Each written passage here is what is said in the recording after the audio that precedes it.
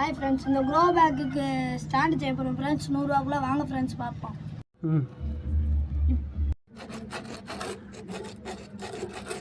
Orange pipe 2 அறுத்தாச்சு. இப்போ 4 inch இதில் அறுப்போம்.